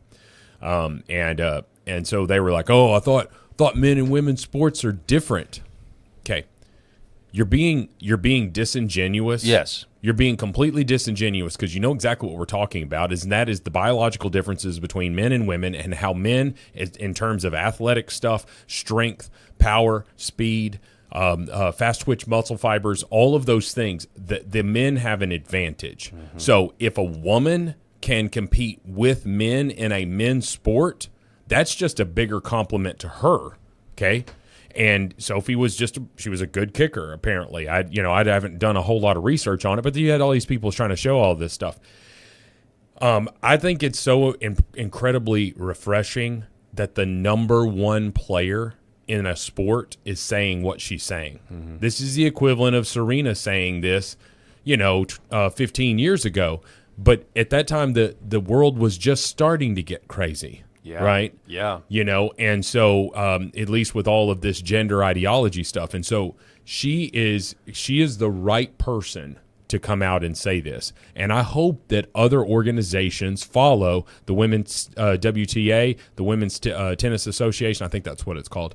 I hope that other organizations follow this, other sports leagues, because, look, if you're a biological male, I don't care how many, hormones or hormone therapy that you're on or whatever, if you're a biological male, you have an advantage over women. Bravo to her. 100%. Trans women are men. They are men with some mental illness, and they need help. They don't need coddling and cheering. They need help. I've said it before on this show, and I'll say it till I'm blue in the face. We do not cheer other mental health disorders. We don't. We don't cheer. Oh, yay, you're clinically depressed. Right. You know what? Go ahead. You be you, girl. You just lock yourself in that dark room. You just don't leave your house for 7 days. You don't shower for a month because you're clinically depressed. Oh, brave you. We don't do that. We don't embrace and celebrate someone's anorexia. And we certainly don't give them surgery to affirm it, right? I know I've said this so many times on the show that our regular listeners are tired of hearing it, but it's the exact same thing. Gender dysphoria and anorexia nervosa are both mental disorders, okay? You are seeing something that is not truth. You are seeing something that is not a fact. And an anorexic person looking in themselves in the mirror, feeling like they're overweight, even though they are skin and bones, it's the exact same thing as looking in the mirror as a biological man and saying, I really feel that I'm a woman. And gender is just a social construct. No, it's not. When you actually want me to treat you like a woman, you want to use a woman's bathroom, you want to dress with the women, you want to compete with the women. This is not just you having a gender construct here and difference from biological sex. They want to draw the difference between biological sex and gender as a social construct. No, because you're taking the social construct and what you're saying is, I'm actually a woman. That trans women are actually women. That's what you're trying to say, and that's what you want me to say, because you've got your damn pronouns here that you want me to refer to you as she, her, when you've got a male, almost said it, you've got male anatomy swinging between your legs, and you want me to call you a she? How dare you? I'm not going to live in your delusion. And if you've got tennis players that are biological males that are competing against biological females, then they have an advantage. And it's naive to not agree with that. It's what it is your sort of your mentality, your ideology is so rotten that you've gone so deep down the rabbit hole. Adam Carolla had a great tweet today or yesterday or something. He's like, we've spent the better part of a decade arguing over what the difference between a man and a woman is. It's crazy. What the hell? Wow. That's actually nuts to think about. What have we done here? I mean, I know that's true. That's obviously true, but it's kind of wild when you think about how much time we've spent on something that is just so basic. It's like, if you get this issue wrong, like, I question every other decision you've ever made in your entire life if you're getting this issue wrong. Well, I can't. I said it yesterday. I was like, I can't have a rational conversation with you if you're starting off in fantasy world. That's right. If you're starting off saying that a man with male anatomy, just because he's been taking some hormones, is actually a woman, and you're saying, well, it's because they identify that. That's how they identify with gender. No. But you want me to treat them like a woman, like biological sex? No. So this is the second day in a row where we can also build on this segment. So yesterday we played for you the segment of Pat McAfee, Aaron Rodgers taking politics, Anthony Fauci being a criminal against humanity, taking it kind of across the Rubicon, criticizing ESPN while on ESPN, by the way, as well, but taking Fauci's crimes and crossing this sports ball Rubicon, crossing into the sports world. And what a big deal that is. It's a big deal when our message, which is derided as a conspiracy theory, actually gets promoted by what's considered neutral territory, even though we know it's not neutral. But sports ball territory is actually very left-wing coded, but it gets to try to claim to be neutral when it's not. Big deal when our message gets across. To your point, and just think about ESPN. Again, we talked about this yesterday. Pat McAfee I think he is now the highest paid person at ESPN. Stephen A. Smith is the second highest paid. And they both had... Stephen A. Smith is addressing it directly. Yep. Pat McAfee... It's just allowing the conversation. Was allowing that conversation. And these are two of the two most watched people on that network. Yeah. So this is Stephen A. Smith speaking out against the transanity. This is not about being anti-anything. This is about being pro-girls, pro-females, pro-women, pro-ladies. You can't be a male, born a male, transitioning to female and think that you should have the right to compete with women. Not in basketball, not in football, not in boxing, not in the UFC. Hell, not even in tennis. It's an aberration when you find somebody like a Serena Williams serving 120 miles, 25 miles an hour. That's ordinary for Jokic or Jokovic. That's ordinary for Sinner. That's ordinary for Alcaraz.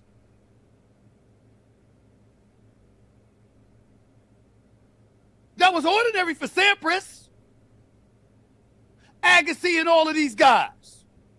We got to stop this. We got to stop acting like somebody that's speaking up on behalf of girls, like a Sophie Cunningham, like a Riley Gaines, are scourges of the earth. You are Cheryl Reeve, the head coach of the Minnesota Lynx. That is an irresponsible thing to do. You are a coach for a female basketball team. Do you not think that the females are being screwed over if they have to compete against an individual born as a male? What are you talking about? Nobody said you can't transition from male to female. The issue here is competing against the women. That's what Sophie Cunningham was talking about. That's what Riley Gaines is talking about. How are you, Coach Cheryl Reeve, and you could condone that? And then you're going to come out with a T-shirt. No regard for the WNBA. No regard for the sponsors that may be put off by that. No regard for the bottom line that might be affected because of a position that she has taken that you know is going to be politicized. Because that's what you did. No regard for that whatsoever. How is that okay? How? I could not have said that any better. Stephen A was cooking, and I'm glad you let him cook right there, because he is 110% right. And it's so refreshing to see this voice, because he is a powerful voice in the sports world. I mean, he's got his haters, but yes, there's no doubt. Yeah. Well, here's the thing. There are people on both sides of the political, because he gets political. He gets political. He's got a podcast that he does as well, where he's even talked about that he might run for president. I don't know how serious he is about that. But I'm going to tell you, he's a liberal, but he's a moderate. He is very much a moderate, and he just proved that right there. He's not one of the lefties, the lefty lunatics. Now, he says he don't like Trump, so whatever. But I'm not saying I would ever vote for him, but I wouldn't be nervous if he was in office. Mm-hmm. I wouldn't be, oh my gosh, Bernie Sanders, which we didn't even talk about how Bernie Sanders is heading toward the center. Mm-hmm. This dude's heading toward the center because those Democrat socialists have left him and AOC behind. Yeah, so's Fetterman. Fetterman may even switch parties. Dude, that guy has come around, and Bernie Sanders is never gonna. I mean, he's an independent. Bernie Sanders is an independent, but that's because the DNC screwed him over against Hillary. We all know that. But anyway, Stephen A. Smith, again, perfect people to be talking about these issues. And I love how passionate he is, That's how I get fired up about trans stuff. He's so passionate because what are you talking about? And he's asking the head coach of a women's basketball team, what are you talking about? Mm-hmm. What do you mean? I just got one critique. I mean, I thought it was great. And again, the phenomenon of these, conservative messages, breaking over into this world is very much needed, for relevancy and everything else. But he said it's not. One of the things he said is it's not that you can't transition from a man to being a woman. You just can't compete against women, and that is where I think he misses the point. I'm just saying, like, I get it. What he did was great, but from a liberal standpoint, that's the caveat. That's the qualifier. Yeah. I'm not saying that transgender people are wrong to believe they can't. Well, this is why the left will never get on board with that, because he's saying it's not that you can't transition from being a man to a woman. You just can't compete against women. Do you not see how that statement is a contradictory statement? If you're on the left and you actually believe that you can change your gender, which you can't, right? So he's supporting. He is, supporting a lie. He says, but we don't want that lie applied to the reality of the W in the WNBA. What does the W stand for? Women. Right. So, and Nancy Mace made a video about that, by the way, that I didn't pull. Yeah. That's my only critique.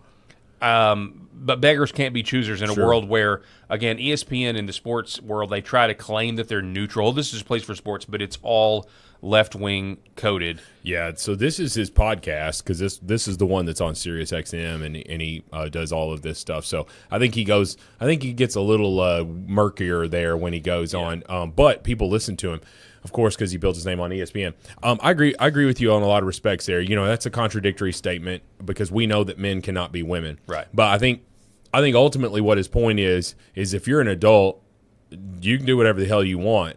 But don't come over here and act like you're a woman and compete in women's sports because you were born a male. There's no way in the world that in my heart of hearts, that I believe that Stephen A. believes that a man can ever truly be a woman. Right. But he can't say that. Right. He can't come out and say that because then he's completely a conservative right-wing lunatic and talking about the actual realities of biology. Mm-hmm. Gosh, perish the thought. Perish the thought. All right, a follow-up segment to what we talked about yesterday, because on Mark Wayne Mullen, I want to read these two stories back to back, right? And I really like Brianna Morello. She's got a very interesting story that we don't have today. That's about this man. She's got death threats against her. She had some foreign man follow her into an apartment in Texas. Morello has? Yeah. Okay. She's got a whole story about it. Maybe we should cover it tomorrow. Yeah, maybe. But she said basically she got him on camera. This happened a while back. She calls the cops. He's following her into her apartment. She's got her dog, walks up the stairs. This is all on video now. All the video's been released. And he wants to pet the dog. She says, leave me alone. Goes up. He still keeps coming up. She pulls a gun out that's not in frame, and then he runs away. She calls the cops. The cops show up. They claim the man didn't do anything wrong. They said, there's really nothing that he did that was illegal. It's like the dude was trespassing and stalked her on the street and saw, an attractive woman walking her dog. And, it was very obvious what this man was going up there to do. He was going up there to do some sort of sex. I get what the police. SA. I get what the police are saying, that he hadn't done anything yet. Yeah. But certainly they got trespassed. Can he not be? They trespassed? eventually got him because she was because she's a journalist and she was already had an FBI letter warning that there were death threats against her. They did fine, but anyway, she had to do this as just an average. Like, if the average person wasn't Brianna Morello, nothing would happen to this guy. This guy pled guilty to trespassing the other day in court, I think, among other things. Anyway, but Brianna Morello reported that sources say DHS Secretary Mark Wayne Mullen is being blocked from interviews. I'm told that directive is coming from the White House. I've reached out to the White House for comment. Now, this was yesterday at about 1 o'clock Central Time, and this is that comment that Mark Wayne Mullen made that I think, again, in the wake, Rob, of the Supreme Court decision on birthright citizenship, this comment makes people angry. We have naturalization ceremonies every single day in the United States that is, federal government's open. We have hundreds of thousands of people. In fact, we're real close to 900,000 individuals that have been naturalized in the last 12 months. There's a legal system to go through. But if you choose not to even begin or not to change your status, even if you've been here 25 years, I can't help you for that, right? If you have a status change and you're working in your status change, so you overstayed your visa, but you're going through the system to change your status because you got married and you've been married to a U.S. citizen for 4 years and you're going through the family visa system. You have no criminal history. You get picked up and you're in the court system and you've been showing up for your court dates, you're going to be released. You may get picked up, may be detained, may go through that process, but you're going to get released because you've been showing up, you've been going to your court system, your status is changing. Look, I can't sit here and say that. I know what is he talking to the governors or something? I can't say that he's wrong there. especially the last part that he's talking. Gave that example. But I can't say that he's wrong. But also at the same time, I'm like, dude, come on, like what's going on here? This is not what people want to hear. I think you mentioned it yesterday that they're a lot of people are maybe pushing for a moratorium on naturalizations. And I would say I would think that these are people who have been in the country for a while, or even people that have waited their time outside of the country, and they are becoming naturalized citizens. I think that there's been I think it was an overcorrection of what we saw in the first year, the 4 years under Biden. But I don't know that the 900 naturalizations are a bad thing, because what is the alternative? And that was under Democrat rule, we've got border jumpers, we've got all of this stuff. I think that people, I don't know. I could see both arguments, because I was about to say I think people should be allowed to come to the country legally if they are not just coming here to escape poverty, if they are actually contributing to the United States. So I would say, okay, yeah, maybe they should be allowed it. But then there's another part of me that's just like, why don't we just keep the people we got and take care of our own? That's what we got to do right now. At this point, it's been an open buffet for too long, both illegal and legal. I'm sorry, it's like I'm over it. I'm done with it. No, I want an immigration moratorium for a long time until we can figure this out. Right. But I know that. Look, I mean, all we can do is scream about that. Now, okay, so I don't know if that's, obviously what we have going on right now in terms of the deportations we do have are more deportations than we would have had in any other scenario, right? So we've got to continue to push and be as annoying as possible, in my opinion. Here is, but this is what's funny. So that was August 4th. Let's see, August 4th at 1 o'clock. Okay, that's the report from Brianna, right? And then you have this tweet from Allie Bradley, TV, 1:07 on August 4th, just wrapped an exclusive conversation with Secretary Mullen at the border in the Rio Grande Valley. So again, the initial claim was he's being blocked from interviews, but at the exact same time, he was literally participating in an interview. I'm going to say a couple of things. Look how jacked he is. I didn't realize he was, because he's always wearing a suit. Yeah, no, he's Dude's jacked. Testosterone. I think. Hey, definitely. Hey, what if he's just spending a lot of time in the gym? Maybe. Well, I mean, somebody told me that. Somebody told me that may have contributed to him attempting to fight somebody in a committee. Listen, I'll disclose. I take testosterone, that's fine, but you've never tried to assault me. Well, but I'm 46 years old, and I stay in the healthy level, because our men.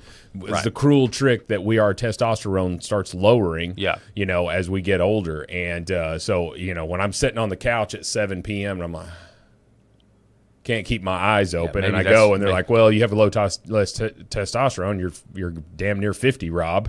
I'm like, crap. So anyway, I take that. I keep that well regulated. I don't take, the steroids where you're jacking yourself up and all that stuff. Yeah. I don't do that. Anyway, I'd look a lot better if I did, I guess. Just something to think about there. And okay, we already covered Bill Belichick. So that brings me Listen, to... all I'm saying is I would do it. I would do it, No, not for a 25-year-old. All right. Maybe a 35-year-old. Now it's time for fourth. Rob's going to have a funeral when he gets home. I know that She's much. not watching. Now it's time for Fourth Amendment funeral.